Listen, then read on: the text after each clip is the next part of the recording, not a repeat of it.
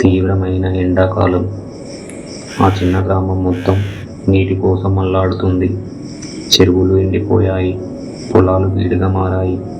Ricky, Ritu ఈ దృశ్యాన్ని చూసి చాలా బాధపడ్డారు.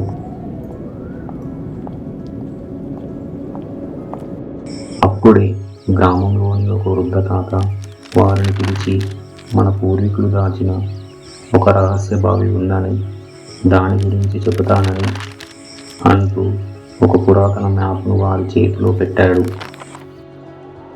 మ్యాప్లో చూపించిన చోటుకు చేరుకున్న రిక్కీ, రీతుకి ఒక విచిత్రమైన రాతి గుర్తు కనిపించింది.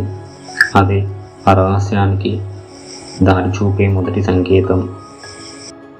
ఆ రాతిని నెమ్మదిగా నెట్టగానే భారీ రాతి ద్వారం తెరుచుకుంది. భూమి కిందకు వెళ్ళే ఒక రహస్య మార్గం వారి ముందుకు వచ్చింది. ధైర్యంగా ఇద్దరు ఆ చీకటి సొరంగంలోకి అడుగు పెట్టారు. ప్రతి అడుగుతో వారి ఆసక్తి మరింత పెరిగింది.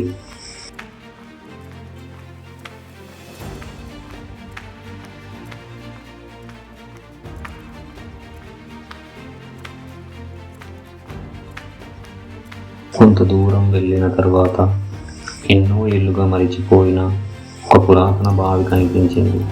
కానీ అది పూర్తిగా రాళ్లతో, మట్టితో కప్పబడి ఉంది. రిక్కీ, రీతు ఒక్కో రాయిని, మట్టిని తొలగిస్తూ బావిని శుభ్రం చేయడం ప్రారంభించారు. ఎంత కష్టమైనా కూడా వెనక్కి తగ్గలేదు. వారి పట్టుదలను చూసిన గ్రామస్తులు కూడా ఒక్కొక్కరుగా వచ్చి సహాయం చేయటం మొదలుపెట్టారు. చిన్న పెద్ద కలిసి బావిని శుభ్రం చేయడం ప్రారంభించారు.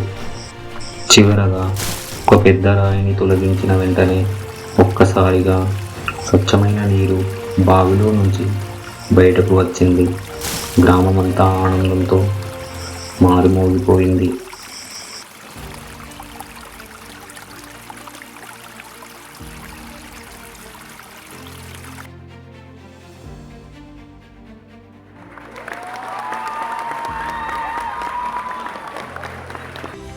కొన్ని రోజులకే గ్రామం పూర్తిగా మారిపోయింది.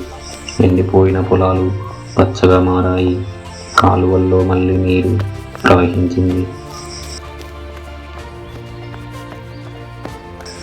గ్రామ పెద్దలు రిక్కీ, రీతుని అందరి ముందు సత్కరించారు.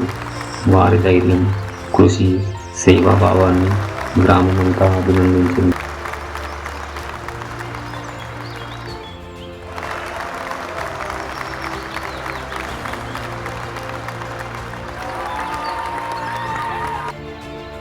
ఆ రోజు నుంచి ఆ గ్రామం ఒక గొప్ప పాఠాన్ని నేర్చుకుంది.